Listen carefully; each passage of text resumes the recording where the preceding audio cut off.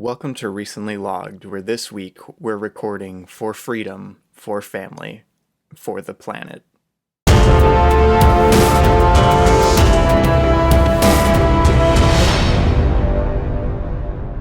Of the Apes.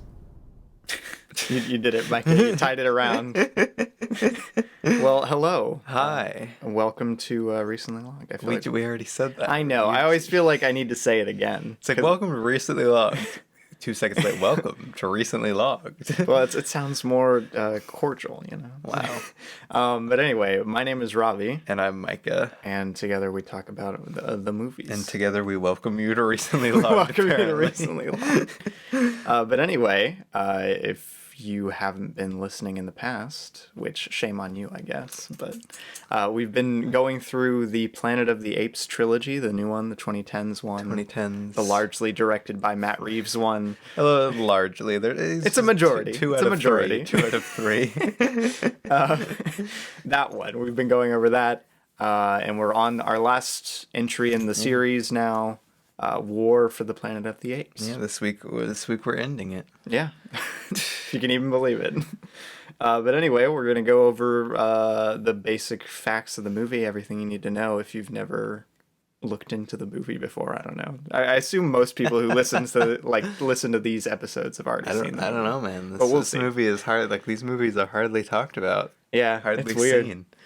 But yeah, let's get into it. All right, War for the Planet of the Apes is a 2017 movie rated PG-13. It is 2 hours and 20 minutes. Its little description on IMDb is, after the apes suffer unimaginable losses, Caesar wrestles with his darker instincts and begins his own mythic quest to avenge his kind. I mean, yeah. It was nominated for Best Visual Effects, but it did not win.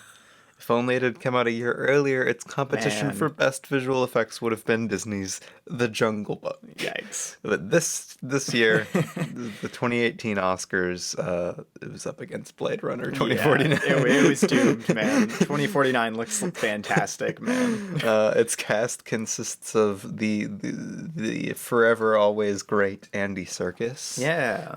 Woody Harrelson. Steve Zahn, I think. Ooh, I don't know him. It's that guy. Oh, it's that guy, yeah. Karen Knovel as Maurice. Yes.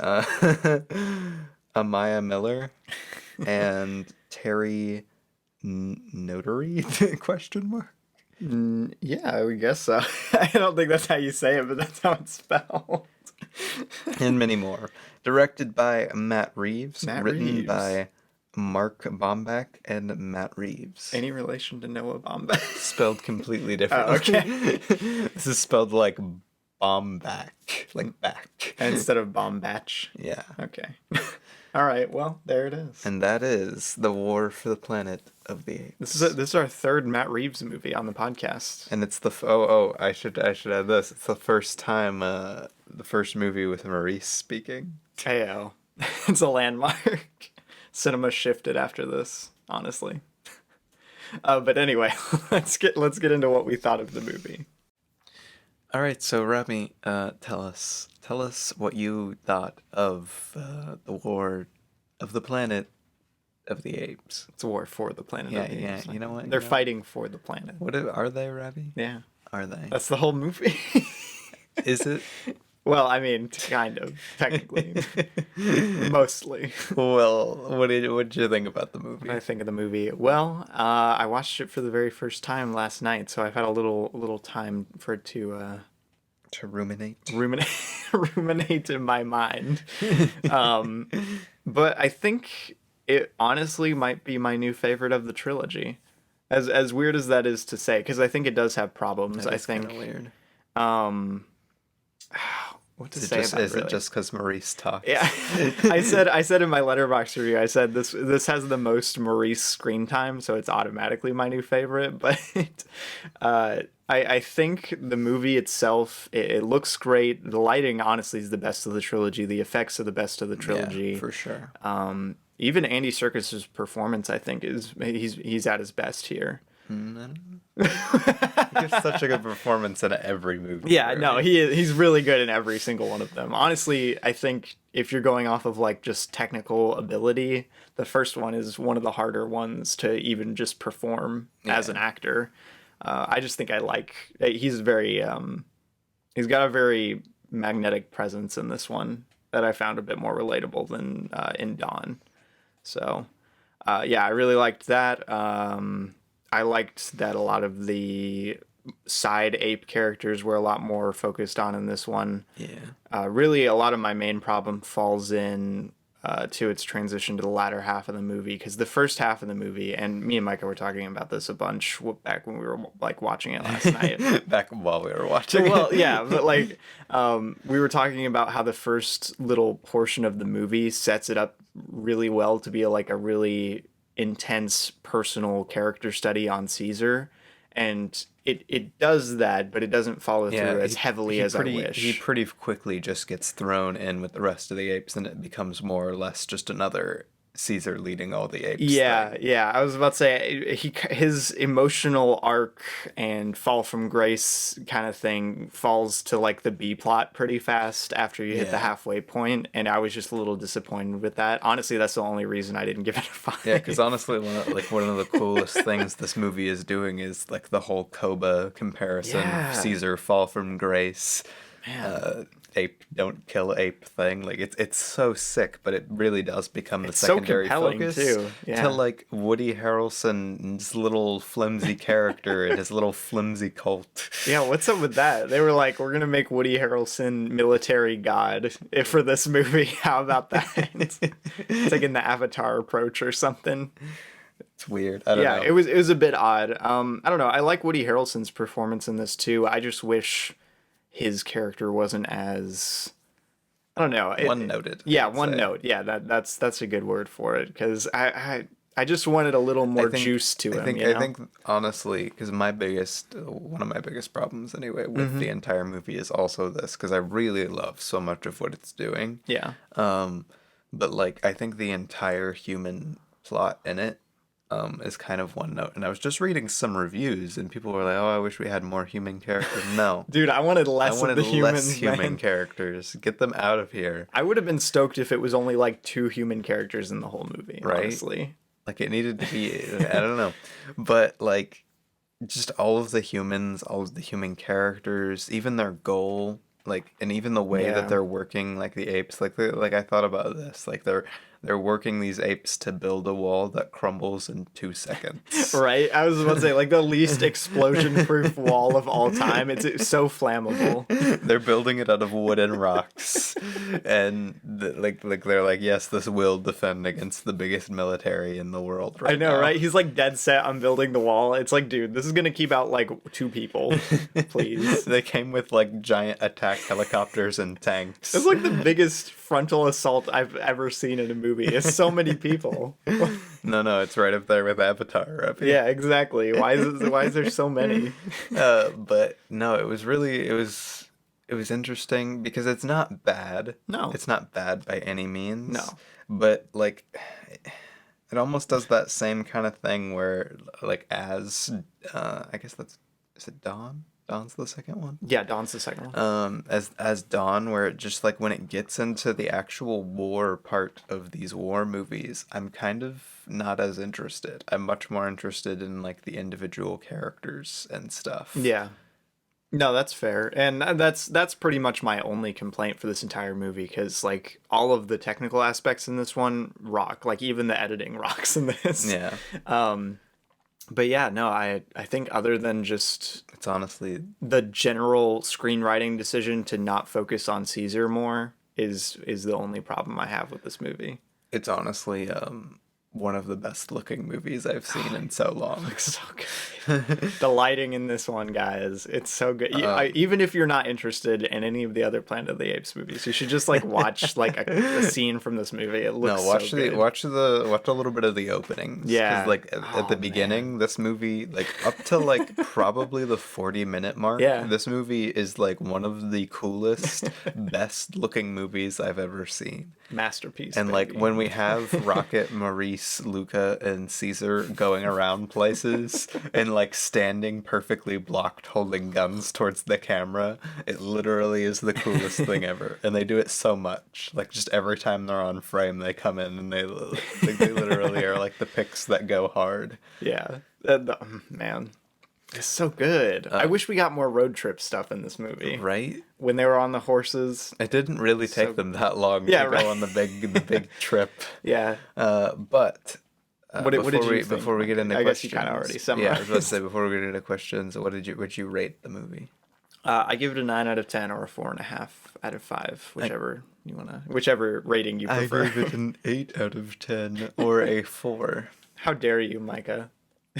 How could you differ from my opinion so I drastically? think I gave every single one of them 4. Wait, really? Yeah. You think so? That's funny. I think I gave. Because I think they're all fantastic, Yeah. but all have enough problems that I'm like. I think I gave all but the first one a 4.5. So, I guess I just rate a little more generously because I think we have pretty similar opinions on all of them. Yeah. But yeah. All right. I had a question. Okay. Pre-waiting. What is your favorite scene or sequence? Scene or 'Cause sequence? This I was thinking about this Oh, one a lot. that's an easy pick, Mike. It's so easy. Well, I guess it's not that easy, but I think my personal favorite is probably the initial like slaughter sequence in the night, right at the beginning of the movie.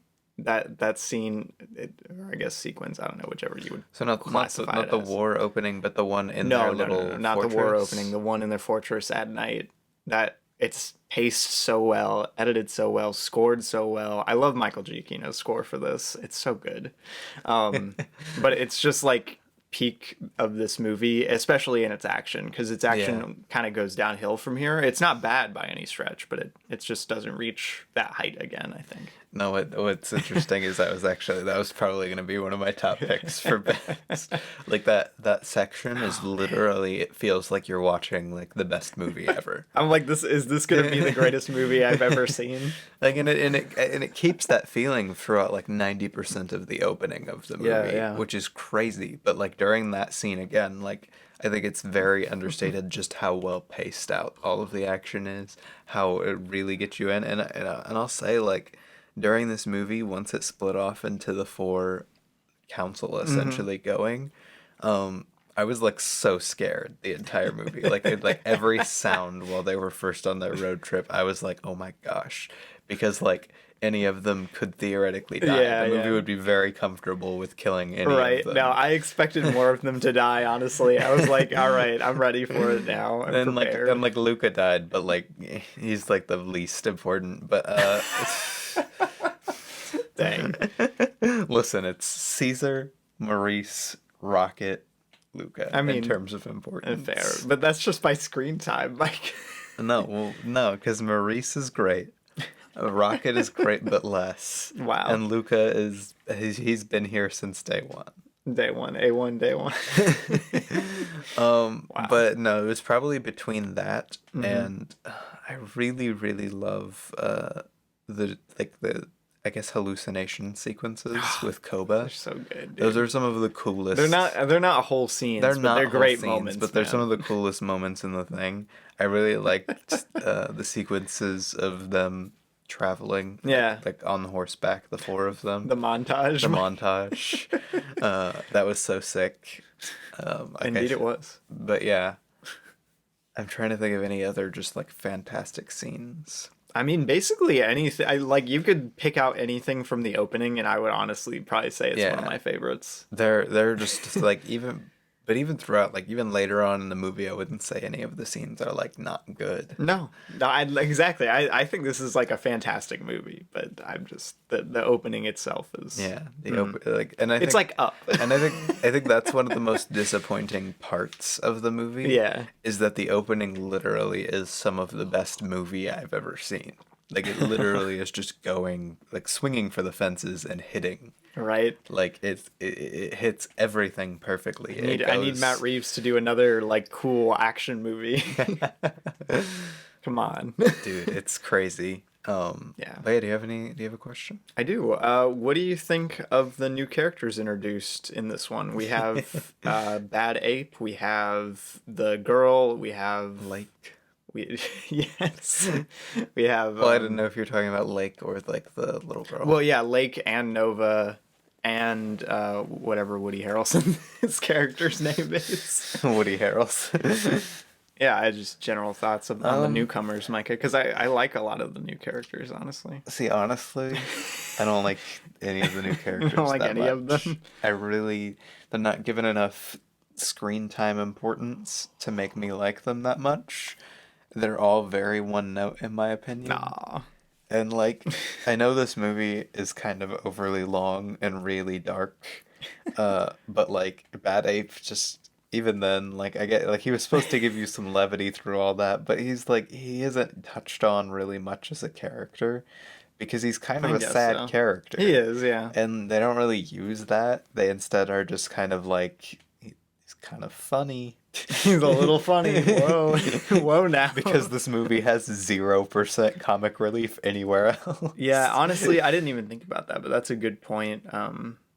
Like as to why the movie didn't fully click for me. It really is a little too self-serious at times. No, it is. Like there's a level of absurdity to Planet of the Apes that I feel like you have to acknowledge to a certain extent, and this film doesn't really do that at all. I feel like that's part of the reason he was there. Yeah. But I don't know. I don't know, because like the seriousness in which it deals with Caesar, I feel like is fully like necessary. I Yeah, don't want this movie absolutely. to be like more goofy, No, I guess. no. But I think, especially with its human conflict, it's like oh, when really there's not anything like Yeah. going on. Yeah, it doesn't feel as weighty as the film would let on. Yeah, and even like the scenes with Woody Harrelson and Caesar one on one, which I enjoyed the dialogue and the characters bouncing off of each other that much. Like Woody Harrelson never really felt like that commanding of like a bad guy. Like the scene would end and Caesar would be like, and I'd be like, "Yep, that was Woody Harrelson." Wow. Like I don't know, I never really felt that as much as I think the movie wanted you to, with how very over the top emotional it is as a movie. That's fair. My thoughts on the new characters. Wait, I wasn't. You're not done? I was not Oh done. my goodness. Because Nova, I wanted to talk about. Okay, okay. And Woody Harrelson, I wasn't done. That was just bad. Micah's just getting started. That was merely bad. I shouldn't have brought it up.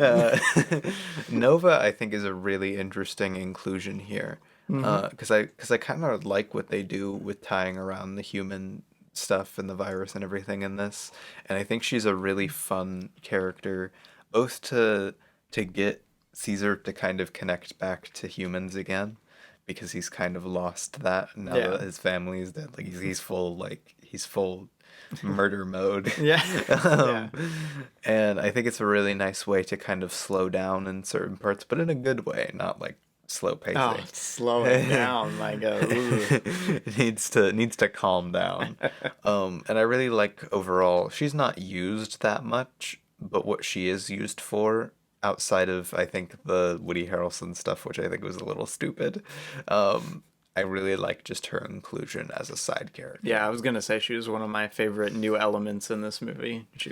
It's a really smart decision on the screenwriter's part. No, and I feel like the use in terms of giving it to Woody Harrelson as like the disease to Woody Harrelson, like it's fine. It's a fine decision. It's probably what I would do as a screenwriter. Yeah, I was gonna say it was probably what I would do. But like at the same time, I really don't think they give Woody Harrelson's character enough of anything. They don't. Again, not even a commanding presence in a way that made me really feel like this guy was at like complete odds with Caesar, because I feel like what they were trying to go for was that Caesar is essentially like he's not a quote unquote god to his people, but he is like the closest to that. Yeah. He is some insane level of leader.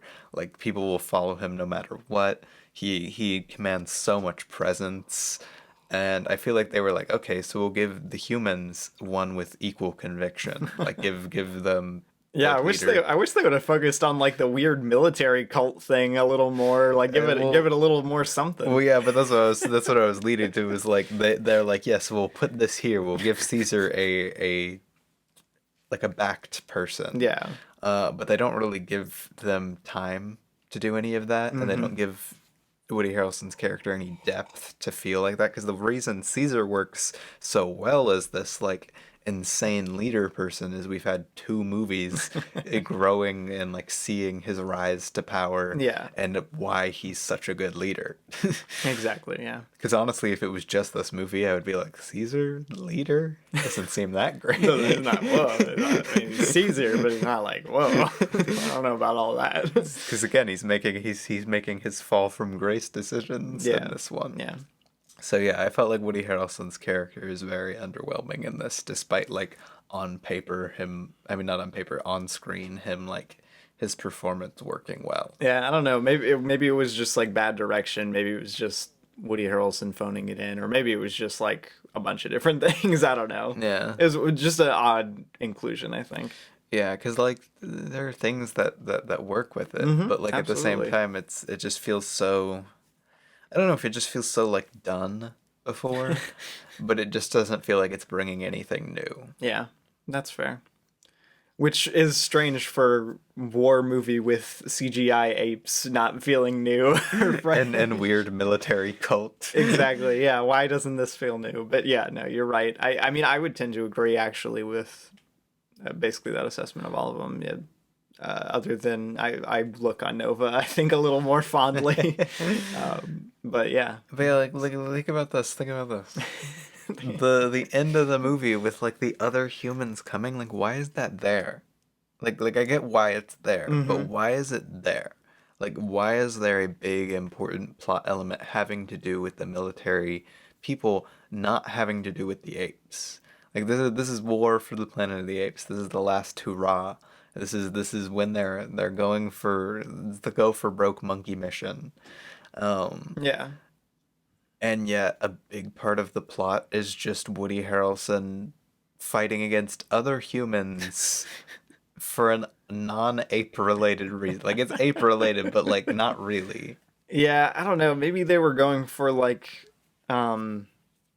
I don't know, like the humans are destroying their own world because I mean ultimately the avalanche and everything was because of them, but like Well, yeah, and it's weird. but- It but feel it technic- doesn't feel but kind- cohesive with the rest of the movie. kind of technically it was Caesar's fault. He threw the grenades. He was the one who started the chains of explosions. Yeah, exactly. I'm like I don't know entirely what they were going for there. Like why not make it some other type of threat that they have to defend against? But I don't know. It's odd. Because like I even understand the kind of feeling to want to gravitate towards as brutal of a place as they're in. Like like it's really a rough place, like how they're treated and everything. It really drives home. Like, but I don't think they gave enough to make you really feel like this is Caesar's fault.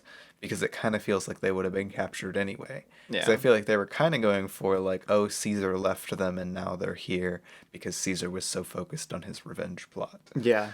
But at the same time, they don't really give much time for that half of things. Like they really just want to get there, Yeah. and they don't show us anything of them until they're captured. So it wasn't like we got to see because I was actually super curious. Yeah, no, I wondered with about that. Rocket, Luca, and Maurice all going with him. Right. I was like, who's leading them? Is Lake leading them? We don't know Lake at all as a character, and like because that was the council essentially. It was Caesar and his family, who's now dead. Yeah. And then Rocket, Maurice, and Luca. Yeah, no, I kept like I'm glad I was so refreshed to see a movie not like compromise again in its first half on like doing a B plot, you know, like showing it every 5 seconds. Yeah. But then like I was like, well, can we at least see something? Like, yeah, like what actually happened? Yeah, exactly. Because was it Caesar's fault, or was it something that where was it because they didn't have a good leader and led them to make bad decisions, or was it just something that would have happened? Yeah, no,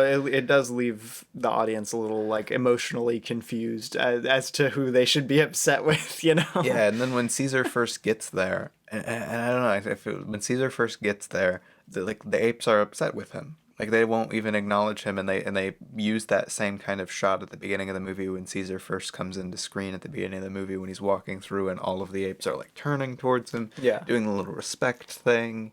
Whereas this time when he walks into the prison, all of them turn away from him. Yeah. So like they're paralleling that, but at the same time, like we don't really have that much connection to that. And then like 3 scenes later, he starts the whole like he completely has their support as a leader again. Yeah. It seems like this movie, that all of its problems boil down to they wanted to do like Caesar's fall from grace, but they don't really give it the legs it needs to go all the way for it. Yeah, like they really should have committed more to it. Yeah. Like honestly, as much as I really didn't want Maurice to die in the movie, it would have been a great thing to have. And me and Robbie both talked about this, that we figured that's where it was going from the beginning of the movie. I thought Maurice that was he would like go, for sure gonna die. He would go and get all of his friends killed Yeah. because he was so focused on this. So it was like it's weird. It's because very in the odd, second yeah. half of the movie, it kind of becomes something different. And I think that something different isn't bad, but it really doesn't focus on any of its individual elements enough to become something great. That's fair. I don't know.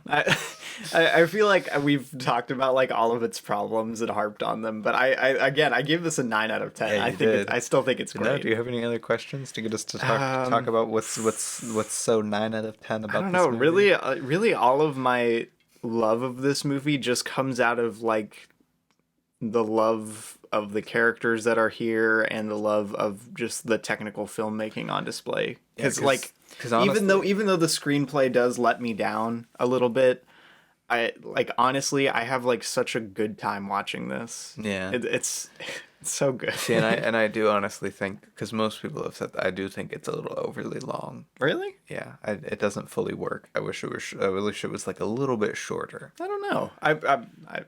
I could see that. But again, this yeah. is just me. Yeah. But no, honestly, on a technical level, even throughout, even once it gets to its different elements that, again, I think are a little meh screenplay-wise, it never loses its technical prowess. Oh, goodness. Which this is definitely the strongest on all technical fronts of the Right. series.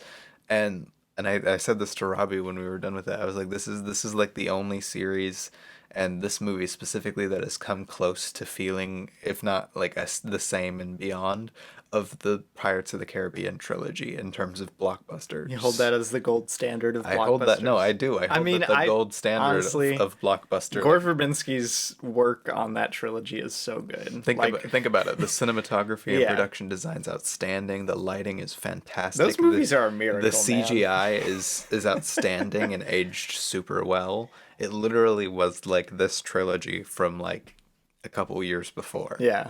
Yeah. Like I can't believe that those movies came out in the 2000s. I don't know. Maybe I'm just too much of a film fanboy. It just does my heart good to see like a well edited movie, Yeah. like a well edited action movie with really good performances behind it. No, it's really good on a technical level. Yeah. And the score is absolutely outstanding. I think this is score, the best score of the trilogy. Yeah, easily. But honestly, it's gonna sound really weird, but like after the Batman, I really can kind of feel where Matt Reeves, like, I guess technical, like absolute like skill lies. And I think a lot of the elements in this, like you said when we first started watching it, feel so much more similar to like later Matt Reeves with like the Batman. Yeah. No, this movie feels so much like the Batman in its first half. They have very similar cinematography in terms of use of camera to tell story. Yeah. The score by Michael Giacchino uses a lot of similar, not sound at all. It doesn't sound similar, but a lot of the same musical ideas in terms of building motifs. Yeah. And like it feels very filmmaking similar. I was about to say a lot of its shorthand in filmmaking is very similar to the Batman, so it makes sense. Which is great. Yeah, no, it was a great movie. I loved it. They even have the one scene in that sequence that Robbie was talking about, the initial massacre in the cave scene, where they have one that's pitch black and then they light it with muzzle flashes. It's so funny, dude. It's because the Batman had a War for the Planet of the Apes reference in it. It's true. The real ones knew. The real ones knew. We weren't the real ones yet, but We now we weren't the are. real ones, but now we are the real ones. We've graduated to real ones. We graduated Matt Reeves film school. All right, so I have a question. What do you think this movie overall, as overarching as you can, is as a conclusion to the trilogy? Um, it's I don't really know how I feel about it as like part of the trilogy. For a lot of the reasons we've mentioned already, because it doesn't feel like a total portrait of Caesar, which Caesar's always been the main character of these movies. Yeah, I feel like. I don't know. Not to interrupt. No, go ahead and say what you're I gonna feel say. like Dawn does a better job of doing a big like war movie while also really well focusing on portraying Caesar. Yeah. No, definitely. I would agree with that. But I don't know. It feels a little too rehashy to be a great conclusion to the trilogy, like thematically and everything. It feels like it's saying a lot of the same thing that Dawn was saying, just in a different way. It's more war focused this time, obviously. But I don't know. I think honestly, I'm satisfied with this as an ending because like narratively they don't leave it anywhere else to go, and they don't really leave anything unexplored in my mind. But like at the same time, it does feel a little like, well, is that it? Like I don't know. No, I don't know what causes me to feel that way. Because honestly, I think it's the fact that like Caesar doesn't really have as solid of a character wrap up as I would like in this. Yeah. Because again, they start out the movie, and you said that it feels very rehashy, but it doesn't at all in the beginning. No, not in the first half It feels at all, like no. completely different. It feels like something completely new. It feels like it's taking Caesar in a really unique way that will show us a part of his character that's never really been explored. I was about to say, this time all of the stakes are like ape central in the first half of this movie. Yeah, exactly. I wanted more of that. And like I was really excited. I don't know why I pictured this movie so heavily in my mind before we watched it, but I was really like imagining from even the IMDb description that I read, because I'd read that before, like this really brutal movie where like most people Caesar knows would have died, and he would kind of like go off on his own and do this big like kind of, I don't know, like that thing that it kind of feels like it's going to do. Yeah, no, I feel like all of our complaints have boiled down to we want this movie to be meaner to Caesar. Well, like, cause I'm gonna be honest, it's not very hard on Caesar, and I think that's what makes his character wrap up and his death at the very end not quite as good as it should have, because I really like that he did like one more last big hurrah for the apes. That's good. Yeah. He was like cemented, and I think the scene with Maurice is really, really sweet at the end. That's such a good scene. But at the same time, like it doesn't feel like Caesar's character is fully ready to die. Yeah. Like it feels like he didn't fully grow from being like I'm super angry, mad, hateful. Then my friends are saying that I'm becoming like Koba. We even have the committing to that becoming like Koba enough to give him hallucination scenes with Koba in it. Yeah. But then once he gets to the lockdown place, save for a couple moments of him being really violent, like acting, he doesn't even do anything, just violent acting. He becomes very much just normal Caesar. Again, he very quickly just starts leading the apes. And I think that's where it both becomes feeling like rehashy, because I don't think the actual military plot and everything that goes on is what makes it feel like here we go again. Yeah. I think it's the fact that we have Caesar in a tough spot, then he gets to this place, and all the apes just instantly follow him again. Yeah. No, it needed it. Man, we just always bring it back to this. But I think I would agree. Yeah. So I don't know. Odd conclusion to the trilogy, but not like disappointing. I wouldn't say. Because again, these characters are so good, and they're really solid, and like all around, this isn't like a disaster. It's not like they butchered any of the characters. Like they still very much fit into their characters, and it's still like a good moment for Caesar, because again, we know him as this leader, so it's not like, oh, this is so ridiculous. Yeah. But like I think one of the scenes where I was really taken out of the movie was when all of the apes have escaped and the humans are starting to attack, and like they're all running Yeah. away.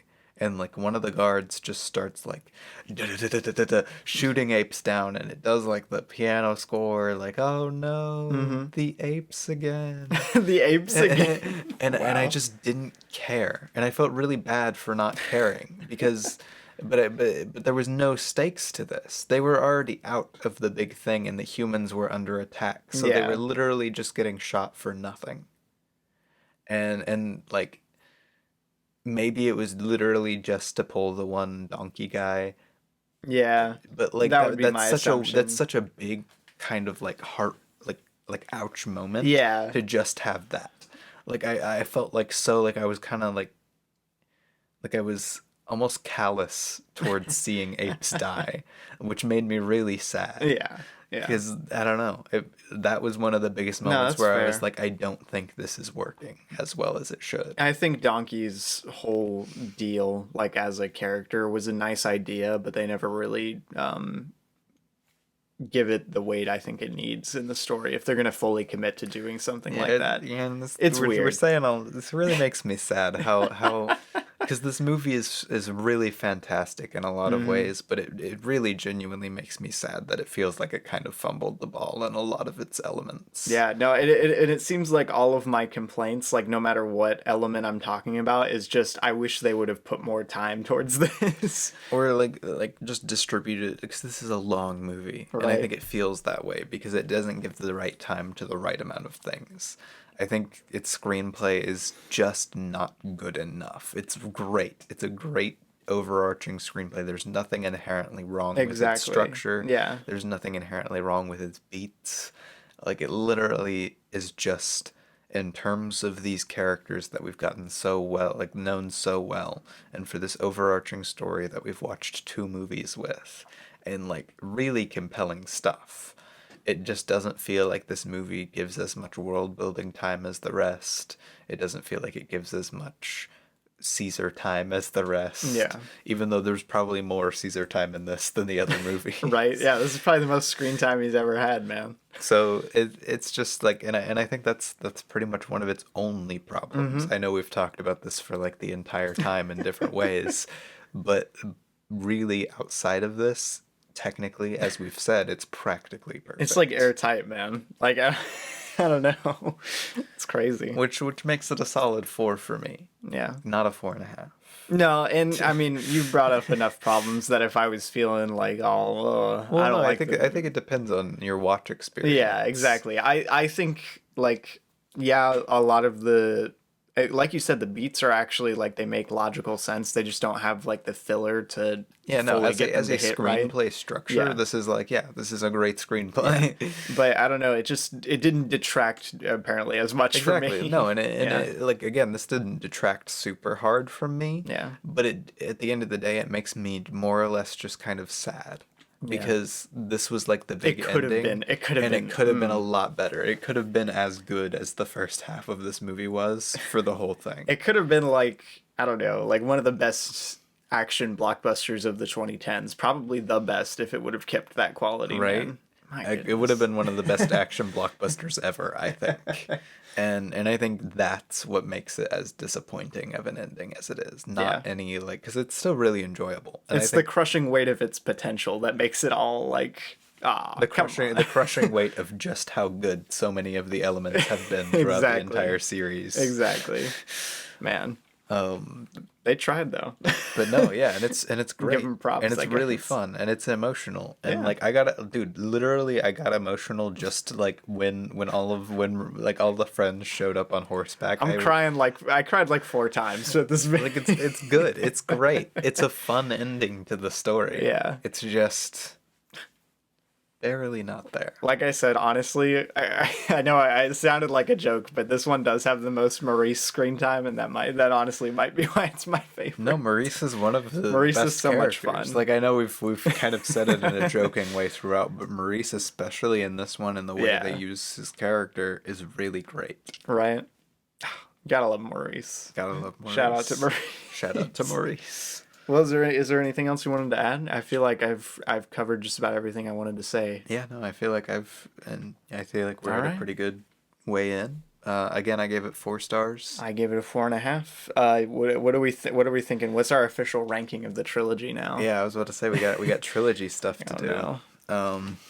Which is really hard. I rated them all the same. I rated them all the same score. I think they all have problems. I guess worst to best. What we'll do. Not top first. Oh yeah, I mean we can do top first. Top three. Man, that is really tough. Can I just say like Dawn and War together as one thing, and then Rise at the bottom? Which is really interesting to me. I do want to say though, because I know a lot of people are like, Rise is like objectively the best. Yeah, no, I keep seeing people say that, and I just like, yeah, Rise is great. Rise is like I really love that good. movie, but like I don't see it topping Dawn in Yeah, any I don't know. universe. I liked you know? the movies a lot more once Caesar gets to be like a fully, instead of being like the birth of Caesar's character, when Caesar is just a fully formed character. Like I love, and maybe we're crazy because like even We're on in the minority here. that, like maybe the mass audiences did not like the apes as much as we did, but like ape society is literally all I could. That's so I cool. said it with Dawn. I could have taken like hours of just them hanging out in ape world. We need the HBO spin-off series about them just like Just having living. a little ape village. Yeah, I just want to see them. I want to see them living. I want to see them happy. Right? But like maybe we're crazy because like everybody several people were like this one needed a good human character to have us kind. I'm like no, Come on. We just needed more ape. The apes are taking over. It's the planet of the apes. It's the Planet of the Apes now, baby. I don't know. Ranking. You know what? If we're going off of which one I'd rather watch, I think I'd probably go number one War, then Dawn, then Rise. You know, Yeah. You know, which is it's so close. Like it's so close between all three of them for me. I Yeah. feel like a ranking is kind of superfluous, but honestly, and this is gonna sound weird after how much I harped on this movie, but I kind of would agree. Like if I had to choose one to yeah, turn if I was on just right choosing now, one to turn on, I'd I would turn on probably War. choose War. Yeah. War has so many of like my favorite elements playing out. It has in the so many movie. of my favorite moments of the whole series in it. Yeah, and like the way Caesar is as a character is great. Because even Dawn, because I really just love Caesar as a fully fleshed out character. Even in Dawn, you have a lot of the human stuff, like conflict, that I find kind of petty and annoying. I mean, at least in that movie, a lot of like Gary Oldman's stuff and the family Well, stuff. no, yeah, It works a lot I'm better. more saying like the people who are with the apes at the time. Ah, yeah, not yeah. Gary Oldman. I think Gary Oldman actually works better I than was Woody about to say, Harrelson in yeah, this. I was about to say I love Gary Oldman in the second one. He's really good in that. But yeah, like I think honestly, I would probably say War would be War, Dawn, Rise, which Yeah. again is so like we're opposite of what most people I've ever heard, because like literally 90% of people I've ever seen talk about this would say Rise is the best, Dawn is the second best, and War is the worst, and we're putting it in reverse. I'm like, I think the trilogy gets better as it goes along, as weird as it is. No, I think it does, because I think it uses itself as a trilogy extremely well. Right. So it builds each time on itself. Crazy. Because, like, yeah, I think Rise is a fantastic movie, but I like Dawn even more, and I like War even more. I love how quiet Dawn is. It's such a Dawn's good movie. nice. It's such a nice movie. Dawn's so good. Also, I forgot to mention, shout out to the like title card reveal in this movie. It's one of the Oh, sickest title ones I've card was seen so in a cool. while. And the little, like, intro thing, too, Yeah. using the names from the previous movies. That's like that was honestly like such a cool way to open the movie. I But like again, the beginning of this movie is just absolutely insanely good. But yeah, that's probably my ranking of the trilogy. Obviously, I would probably give the overall trilogy a solid 4 stars, since I rated all of them 4 stars. Yeah, it's like I give it like a 4.25. Is that possible? Just stick it right there. But yeah, no, great stuff. I like it a lot. This isn't hard math. Did you give all of them? I gave all of them a 9, I think. So I mean, I don't know. It just feels like all of it as a trilogy doesn't quite hit like as hard as I want it to. I don't know. Oh, that's right. I can log the trilogy now. They have the trilogy listed on Letterboxd. 4.5. You gave Rise. What did I give Rise? 4. Okay, so that's what I Did thought. I? Yeah. Oh, I don't know. Sometimes it shows up old ratings and stuff. So yeah, that's an 8.6 average for the thing. So that's a Yeah. 4.6. No. I don't know how that would transfer over to star 4.3, rating. Micah. Yeah, 4.3. Which, I mean, I would just round that up to a 4.5, so. Yeah. So, well, I mean, yeah, but 4.3 is the way it works with average Yeah, because you yeah. didn't give all of No, I know. 4.5. But yeah, I would give it a solid 4 as the overall trilogy. Fair enough. All right. Well, let's go ahead and get into the rest of the stuff we watched since we last were on the pod. Yeah, let's do it. Okay, guys, I've had the biggest revelation in the break between recording. Um, dude, I found out that there is an in-universe story video game that came out for this for this series that I didn't know about. It's called Planet of the Apes: The Last Frontier. Andy Serkis did mocap for it. It takes place in between Dawn and War, and like it's like the story is canon. It's so funny, dude. I honestly, that sounds really And fun. it's rated M. Rated It's M. hilarious. I need to play this. I'm going to play this. When I get my next paycheck, I will be buying this game. I mean, fair enough. I support you, Micah. But let's get to our segment. This is the What We Watched segment for those of you who are new to the podcast. It's a little segment. It's a little section at the end. Section. I didn't know if I was gonna say I like started to Segment say or section. segment and section and did not work well. Where we briefly talk about everything we've watched since the last episode, giving our ratings, and just saying a little couple words about each movie. Small word. So we're going all the way back to the 6th, technically June speaking. 6th, baby. And on the 6th, what did we watch? We watched Scooby-Doo and the Goblin King. A certified breadsword classic. Certified breadsword classic. I mean, that's enough for me, honestly. But yeah, I'd actually just rewatched Breadsword's Scooby-Doo ranking video, and this was the top one, and I was like he gave this the top position, and I was like, you know what? This is on HBO, and I haven't seen it, and I really like Scooby-Doo movies, so let's give it a whirl. And what did you think of it, Remy? I don't know. I thought it was really fun. The performances were good. The character animation was really fun. The music was good. I don't know. It was a fun time. It was funny. Like it's entertaining. Funny. It's Inventive. One of the most unique uses of the Scooby-Doo premise. Yeah. It's just mostly Scoob and Shaggy. It's really fun. The music's great. The animation's cool. The voice cast is stacked. Right. It's well paced. This is all you can really ask for from a Scooby-Doo movie. I give it 4 stars. I give it a 4.5. Thought it was great. Loved it. Robbie, we did it again, Robbie. The 4 and 4.5. Your difference. 4 is my 4.5. Then on the 6th, we also watched Toy Story 3. Toy Story 3. I'd been watching through, if you listened to our What We Watched episode. Ooh, we should watch Toy Story 4 this afternoon. Sure. Pretty good. But yeah, Toy Story 3. Toy Story trilogy, and this was the next one. Yeah. I was actually less excited to get into this one at the start, just because it's so long. It's the one and we've seen it, the most and I've times. seen it so many times.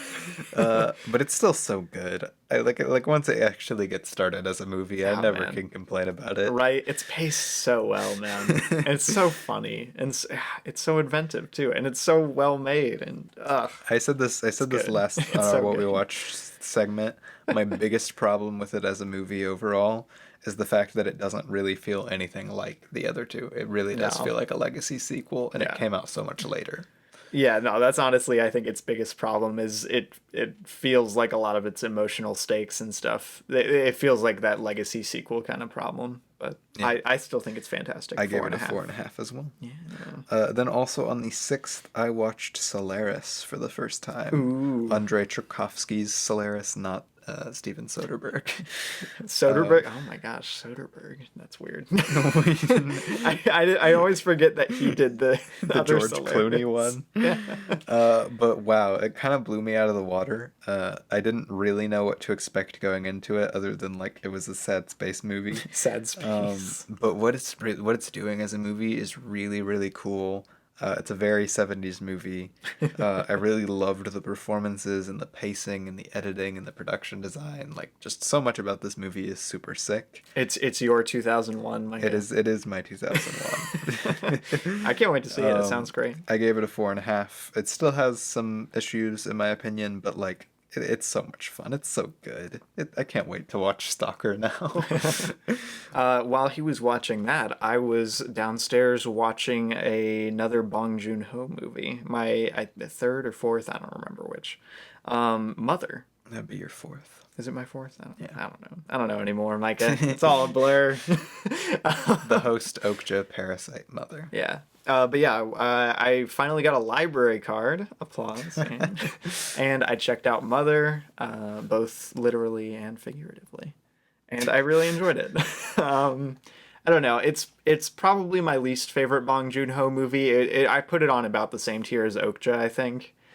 I just wish it had a little more depth to some of its side plot stuff, because whenever like the titular mother is not on screen, I'm a little like disengaged, but other than that, I it's still a Bong Joon-ho movie. I still had a great time. This is the first like crime procedural movie I've seen of his. Procedural, if I can Memories pronounce it. of Murder. I know, I can't wait to see that now. And the way he does mystery, like if you've seen Parasite, like I was like, this guy should do a mystery movie. And like, go figure, he did a great job with this one. So yeah, performances were great, action was great, editing great, everything's great. It's a Bong Joon-ho movie. It's great. I give it a 4.5. Also on the 6th, I watched Home Team 2022 Kevin James movie. Oh yeah, that Kevin James movie. It was a movie. Isn't this the day we were getting our windows replaced? Yes, this was the day we were getting our windows replaced, and I have 4 things logged that day. The house was an active construction site. And man, I was not the one who turned it on. Home Team, Probably baby. wouldn't have. I like Kevin James. Yeah, but like in the right context.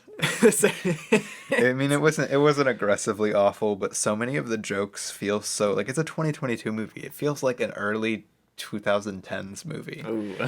like it hits all of like the stereotypical jokes of exactly what you would expect from this kind of a movie. It feels like the team did not move on from like mall cop level comedies. Ah, darn. It's really weird, and it's just not even that funny. That's sad. I'll take weird movies as long as they're really funny. No, it's really not that funny. Even my mom and dad who were like the ones who turned this on said they thought it took itself way too seriously for what it is. I saw like 2 scenes from it and it seemed really melodramatic. I'm like, come on, guys. I give it 2 stars. And while you guys were watching that, I was downstairs working for a living. I was downstairs working. And also watching Assembled: The Making of Eternals, which Marvel put together like this little, I don't know, I guess it's like a series because they have like a bunch of different assembled things, but it's all of the documentaries about the production of Marvel Studios films. Yeah. Watch the one for Eternals. Wait, here, let me read my review. I said it highlights a lot of the strengths of Eternals that I didn't notice initially, the details in the production design especially. Pretty neat. Pretty neat. Yeah, neat documentary. I don't know. I would actually, I think, watch this before I watched Eternals again. Eternals is so long. I don't know, man. Eternals has so many problems, man. But the cast is really fun in this. Like, you get to see them enjoying working on the movie, and you get to see some of the cool stuff in the production for it. So that was cool. But, like, I don't know. Not much to say about it, really. Then that night, we watched Scooby-Doo and Batman the Brave and the Bold. Oh, I didn't realize it said and Batman. That's kind of funny. I just assumed it was like Scooby-Doo, the Brave and the Bold. But it's a real weird movie. It's so in the weird. Canon. It's one of the higher rated, like average rated one. That's why we turned it on. And like I don't know, like it's good. It's fun. Yeah. It's probably a really unique and nice use of like crossovers. Most Scooby-Doo crossovers are kind of really bad. And like this one is not bad as a crossover not film, bad. but it's just kind of okay. It's so weird. It's such a weird little movie, dude. Yeah, I don't think it's quite as funny as normal Scooby-Doo movies, but it's not funny. Exactly, yeah, it's and still funny. Like I guess it's really trying to blend the tone between like a lighter toned Batman and Scooby-Doo together. Mm-hmm. But that's just like a weird tonal Weird combination. combo, dude. Still fun. Yeah, I had a good time. I liked that the question was in it. That All was right. fun. Yeah. We And need more of him. Sick character design, really. That's the and end of the day. and yeah, overall, like the music was fun, the characters were fun, Yeah. Aquaman was fun, but it just was it was Best piece of Aquaman media is right. this right here. Aquaman was so much fun. I give it 3 stars. I think it's pretty fine. I gave it a 3.5. Thought it was pretty fine. Then on the 7th, I watched Finding You, Finding You. 2021. Okay. It's I look at my review. Wow. I put a little like emoji spread out face as my review and said don't really have anything to say. Just thought the face was fun. Movie is pretty mid all around in every possible level. Pretty mid, bro. Like literally, I don't have anything to say about this movie. It's just kind of boring. Well, you're saying something about it right now, like you're saying that it's kind of boring. It's surface level in every way. Dang. And it's just there. Fair enough. Like I don't know. I give it a 2.5. I don't have. It's not aggressively awful, but it's just so there. Yeah. And then on the 7th, we watched, for the very first time for me, the 1990s It, Yeah. which is quite good, directed by Tommy Lee Wallace. Shout out to this movie. I can't believe there are so many people People that are don't just like like this. "Bleh." People don't like It's this. so What? good. It's so good. Come on, guys. Ah, man, the cinematography in this movie is so good, man. Like, I don't know. I talked about this before that I really like what it's doing, so I won't say too much. But on a rewatch, it was still just really fun. Yeah, no, I was about to say it's an insanely fun little like horror romp. The performances are good. It weaves its narrative in a surprisingly like well-paced way and like very efficiently. I don't know, like I really love all of like the horror sequences. it's good. Yeah. Like Oh my gosh, the horror sequences in this are so good. I honestly can't believe people don't enjoy this movie. yeah, I don't know. I think yeah. Like It's so weird. Again, one of my biggest problems with the movie on a whole is that not all of the performances are very consistently good. Really, my biggest qualm I had with this was just the final act. Yeah, a lot and of the final act a is lot kind of of its bad. elements get a little loose, a little sloppy, but other than that, I think it's pretty darn Yeah. close to like perfect. I loved it. I gave it 4 stars. I gave it a 4.5. We keep doing that. Then on the 8th, unless you have, you have a couple things. I watched like 3 things on the 8th. I didn't. I was working. Oh yeah, Robbie. Sorry, I was working that day. Wow. Well, yeah, I guess you want me to go. On the 8th, I watched Assembled: The Making of Moon Knight, which was a documentary, same thing, Making of Moon Knight. It's really like kind of sad to see how excited Oscar Isaac and everyone on the crew is about Moon Knight. Like they're so pumped for it, and they're like, "This is gonna be like the best." They're like trying so hard to make it the best they can, and it ended up just being like kind of a all right show. Like it's not bad by any stretch, but I don't know. I wanted to love it more than I did. But yeah, as for the documentary, cool to see some of the like thought process behind like character decisions, screenwriting decisions.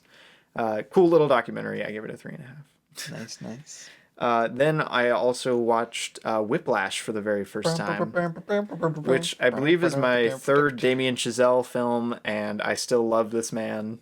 Or at least his work. I've never met him. I don't know. But yeah, no, I honestly didn't think he would be able to top like La La Land. Like my love for La La Land, it was one of the first movies that I was like, oh yeah, movies, baby. But I honestly think I enjoyed Whiplash a little more than La La Land. It's so good, man. Like in terms of just like technical filmmaking, it's a marvel of editing and cinematography. J.K. Simmons and Miles Teller are both amazing in this. It's like it's wound up like a clock, man. It's so good. It's like I don't know anything good you've heard about Whiplash. It's probably true. It's true, all of it. It's such a good sense of momentum and tension. It's Because I haven't a seen masterpiece, Whiplash yet, but one thing that Damien Chazelle does extremely well I think mainly because his study in music and knowledge of music is he Yeah. essentially paces his movies like a really good song or a really good like performance. Yeah, no, I mentioned in my review that we need more musicians gone directors because He has the narrative weight of like a symphony. exactly. Yeah, dude. Oh my gosh. The I someone I think it was on Twitter or something said like post your favorite scene in a movie like ever, and I went with the finale from this movie. It's so good. But yeah, Whiplash. You in case you didn't guess, I gave it a 5. And then later that evening, also on the 8th, I watched Mowgli: Legend of the Jungle, which is Andy Serkis's. I don't know if it's his directorial debut, probably not, but it's one of the films he's directed. Retelling of the Jungle Book. Is it weird that I prefer the Disney, like quote live action Jungle Book to this? I feel like that's a sad thing, you know. I love you, Andy, but this is not it. Oh yeah, it's Andy Serkis, isn't it? Yeah, Andy Serkis directed it. And also it has such a weird cast, like Christian Bale, Benedict Cumberbatch, Kate Blanchett is here too. Wow, did Andy Serkis just call all of his friends? Yeah, exactly. Andy Serkis plays Baloo too, and he does like this weird like I don't know, it's like an Australian accent. It's so weird. Well, I mean, I'm pretty sure he's yeah, I don't know. But yeah, no, it's just very weird, and none of the creative choices really land for me. I gave it a 2.5. It's not like bad, really, but it's not good. And then on the 9th, Micah. Well, I guess late on the 8th. Oh yeah, okay. I put it on the 8th just where we'd have it on its anniversary, because I logged it before it ended. Yeah. But we watched Scooby Doo 2002. 2002, baby. It was its 20th anniversary. 20th anniversary. 20 years of Scooby Doo. What was that? 20 years of Scooby Doo 2002. With some all-time casting. Oh my gosh. So much fun. Someone was mentioning how this is like one of the best castings of the 2000s. We got James Gunn on the screenplay. Yes. Like it's not as good as the second one, but No. I don't even care. This movie is such a fun time. It's so funny, dude. It's so funny.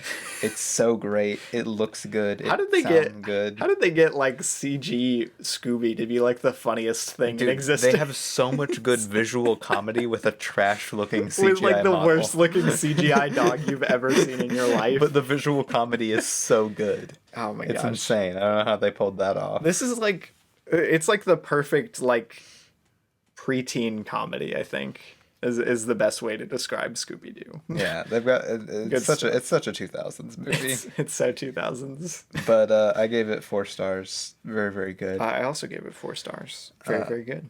Then on the 9th, whilst I was also working, Remy. Sorry, I try and have a little fun with my life, Michael. Work isn't everything. While I was working, I watched McMillions, the entire 6-hour documentary, because I was working all day and I was doing work that I could watch something during. So I turned on McMillions, very curious, because I'd heard about the story before, but I didn't really fully know it. And it's a fine documentary. Yeah. It's pretty okay. Like, it's one of those documentaries that's like not doing just very much interesting cinematically at all.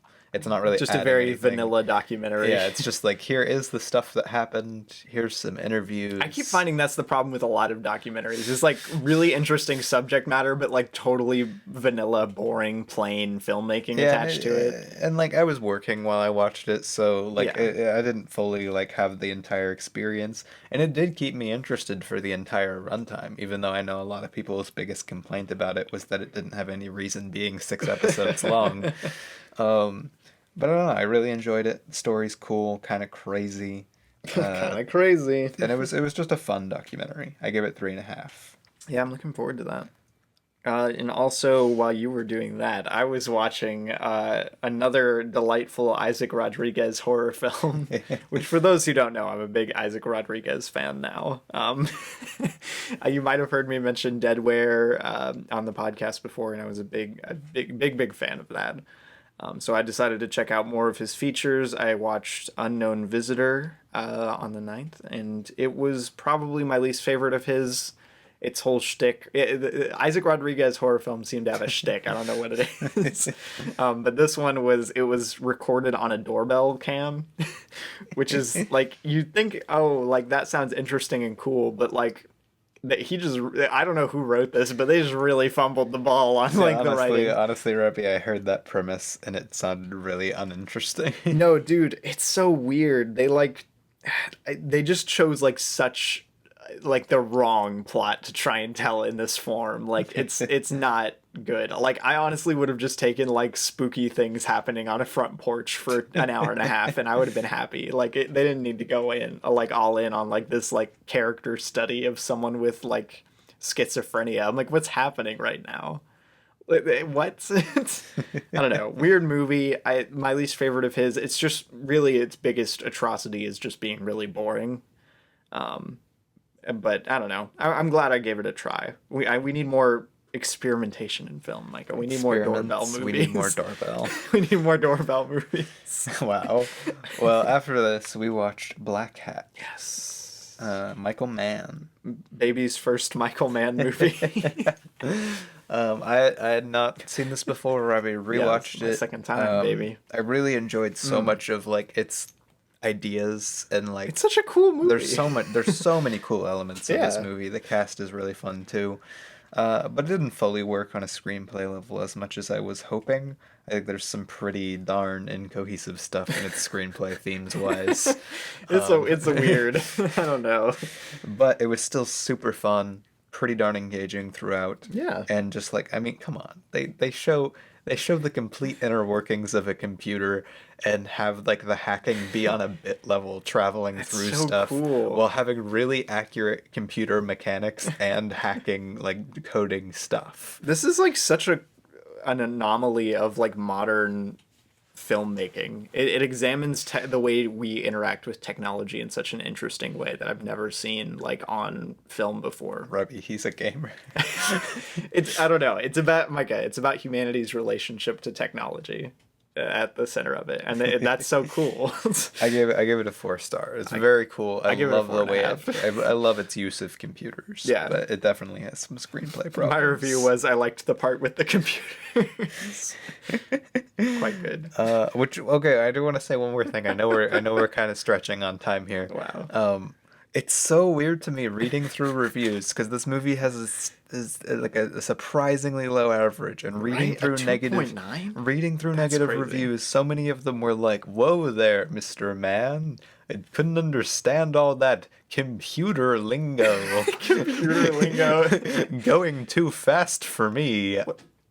Are they like 90? Are 90-year-olds watching Black Hat? I don't understand that, and I know I've taken like I literally have a job that has to do with my coding. You took a computer coding. I took course, a computer coding, like a college level computer coding this. course. I understand 90% of what they're talking about in the movie, but like even if I didn't, I feel like I follow it. I'm not that knowledgeable on computers or the way internet or hacking works, and it's like it makes so much clear character sense and filmmaking sense what they're doing all the time. I don't get it. They're like, I don't understand what's how happening. Stocks have to do with mines or anything. I'm like, what are you talking about? Weird. I don't know. Weird complaints for Black Hat. It was really weird. The real ones love Black Hat. On the 10th, we watched Live, Die, Repeat, Edge of Tomorrow. Or just baby. Edge of Tomorrow. My first time. For baby's first Edge of Tomorrow. Baby's first Edge of Tomorrow. Baby's first Tom Cruise time travel movie. Shout out to Edge of Tomorrow. This was my first time watching it where it wasn't 2 a.m, and that helps. I definitely was not struggling to fall asleep this time around. I don't know, man. It's a really fun movie. It does a really good job with all of its stakes, all of its pacing. Just like it's good. It's a great action movie. Listen, I don't want to attribute all of this movie's brilliance to Christopher McQuarrie, but I have never seen a Christopher McQuarrie movie that has like a bad grasp of action stakes. Well, I guess you'll have to watch Tom Cruise's The Mummy, in which he was also on the screenplay. Oh, no. How could he do this to me? I trusted you, Christopher. But yeah, Edge of Tomorrow, fantastic. I loved it. Like I said, very refreshing to see an action movie with like well-defined stakes and character beats and stuff. It's just like really solid. And I think it uses its time loop like premise and gimmick in a really effective way. The way they present it cinematically was really smart and really fun. Loved it. Yeah. I give it a 4.5. I also gave it a 4.5. Then also on the 10th we watched Possum. Possum, baby. It was awesome. It was awesome Possum. Awesome Possum.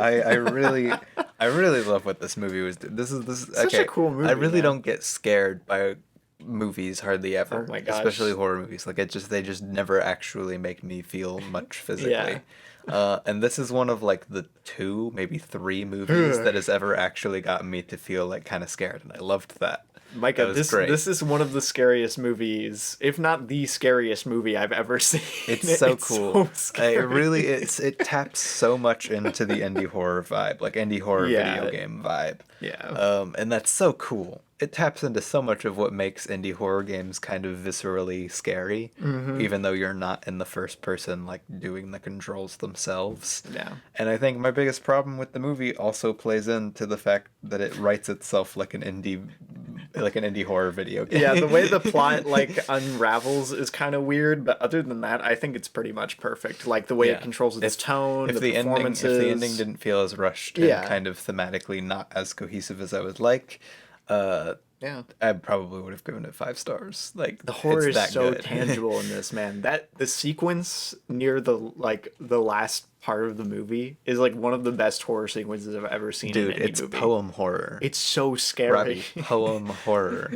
It's like all of That's it's great. like all of my fears. Micah, they were like, let's just make the scariest movie ever. I gave it a 4.5. I also gave it a 4.5. Very, very cool. Loved it. Go watch it right now, please. Do it. Go watch Possum, guys. It doesn't have like any. It doesn't have any language. It doesn't have like any. If graphic you are violence. old enough, literally, if you're old enough to handle scary. If you're old enough to handle very scary, like very very scary movie, go watch it. Then on the 11th, we went to the good old cinema. The cinemas. And we watched Tom Cruise, Christopher McQuarrie, Top Gun Maverick, baby. He's just a producer on it, but still.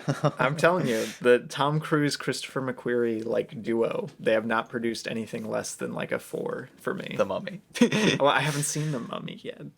But yeah, Joseph Kosinski, I guess. Yeah. Not the biggest fan of him as a director, but this time around, I was actually rather impressed. This movie is oh yeah, I do want to see Spiderhead. Wow. This movie is like really good, and I don't even like Top Gun. Like that was the thing. I didn't really like Top Gun that much, so I was kind of like, eh. Yeah. But I think this does a great job of being a legacy sequel and doing like everything perfectly in terms of making it super enjoyable. Honestly, this is what Top Gun should have been. Right, the action is so much better. Like that was one of my biggest complaints with the first Top Gun, is that I just was not engaged with any of the plane scenes at all. In this movie, you get fully into all of the dogfighting, all of the plane. Like it sets up its stakes well. It's emotionally cohesive. It's just really good. Yeah, I mean, I heard people like raving about how this is like one of the best action blockbusters in years, and I would tend to agree. I'm a sucker for like movies building to one central event, and this is like one of those. Like that's how all movies should be: establish an event, build towards the event in the movie with the event. Exactly, and this does such a good job of handling its finale and all of its payoffs and everything. It's just a solid screenplay. Tom Cruise still rocks. I don't know. It's a great movie. I loved it. I gave it a 4.5. I also gave it a 4.5. Go check it out. Gotta love it. Then yesterday. Oh wait, no, you have something. On the 11th, I forgot you. I forgot that I watched all this like that day. I watched a fun little horror film called The Lazarus Effect. Fun movie. Didn't seem very fun. Wow. The big reason I wanted to see it was because Donald Glover was in it, and I'm trying to watch more of his like creative efforts. So I watched this, and I was pleasantly surprised. You know, what to say about it really? It has a lot of really great ideas. I think it kind of reminds me of like a bad version of Prometheus or Sunshine. Like No, Revy, it's not on those levels one of at the more all. like mythic themed horror sci-fi films that I've seen, but like executed a lot worse. It just doesn't fully come together thematically. It doesn't justify its weight like in its finale at all. I just wish they had given a little more time to like the main Man, character I thought it looked pretty and darn the main bad. like yeah, Ava. I wish they would have given her a bit more development. I caught probably like a total 45 minutes of the movie, and I was not impressed. I don't know, man. It was cool. It was just a fun little movie. I don't think it was, Revy. I think it was You need to lighten up, my guy. cinematically. I do not think it was very good, but I Well, did not watch the whole Yeah, I thing. was about to say. The horror stuff was just really bad at the end. Yeah, no. Honestly, I think its ending is its like weakest part because it's not given the weight it needs. But yeah, I give it a 3.5. And then But you know, on the 12th, 12th. I watched Ponyo. Ponyo. I really want to see Ponyo. Ponyo. Like again. Yeah, that's what I was saying. Yesterday we were looking for something to watch, something kind of relaxed and nice because it was Sunday afternoon and we were super tired. And we were like, Ponyo. Ponyo. So we watched Ponyo, and who doesn't love Ponyo? It's so good. It's not my favorite Ghibli movie by far, but me and my girlfriend watched it together, and that's super fun. Watch Ghibli movies with your significant other. It's important. There you go. And Important part of any relationship. I gave it 4 stars. The animation is kind of like I always forget how new the movie is. So when the Right. animation starts like looking like a newer anime movie, I'm like, what? Like you need to bump that up to a 4.5. I hate to break it to you. But yeah, very good. Then afterwards, I wanted to show Haley my favorite movie at the moment because she had not seen it. It's not really her cup of tea, and it's Wow. also kind of long. But I turned on Little Women. Greta Gerwig's Little Women. Why are you saying it like that? Little Women. It's Little Women, not Little Women. and she loved it. Okay, she got really invested, which I was very happy about. Because she does not get like super invested in movies very easily. Aw. But when you can tell she likes a movie by like if she like is like, because if she gets invested, she's like, she's there. She's really invested, and she was really invested in a lot of the elements of this, and that was so cool. I get invested in movies when Florence Pugh is in the movie.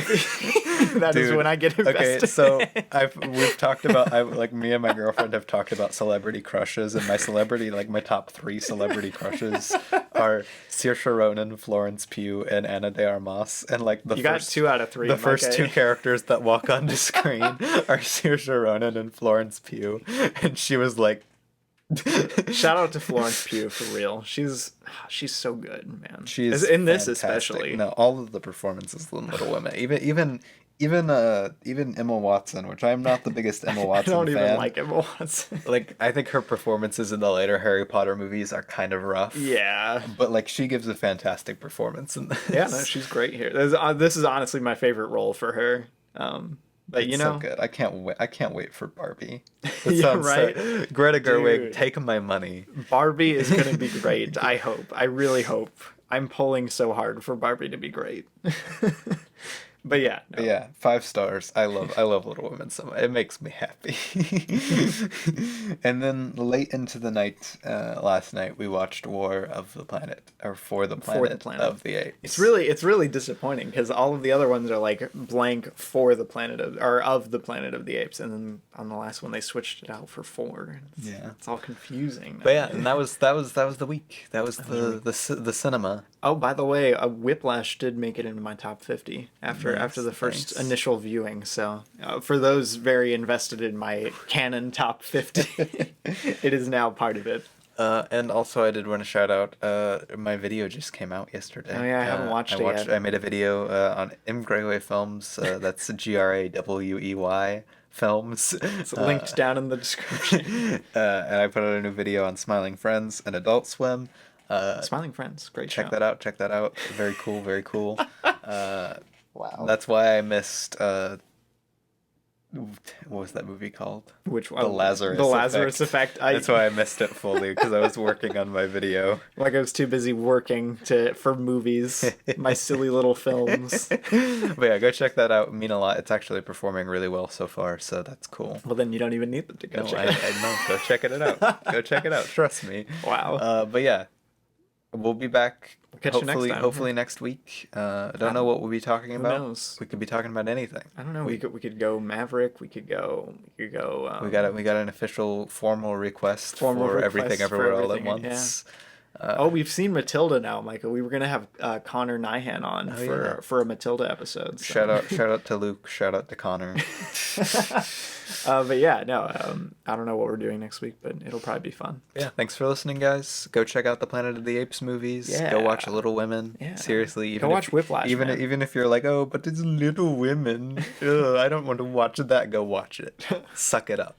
Watch Little Women. Stop being a misogynist and go watch Little Women. Exactly. Go watch Little Women. Do it. Watch Possum. Yeah, go watch Possum, man. It's on a bunch of free services. I didn't mind watching it with ads, but Solaris. Yeah. Scooby-Doo. Go watch it all. Go watch it all. Go watch a movie. That's what I say. Do it. Go watch a movie. Well, we'll catch you next time, guys.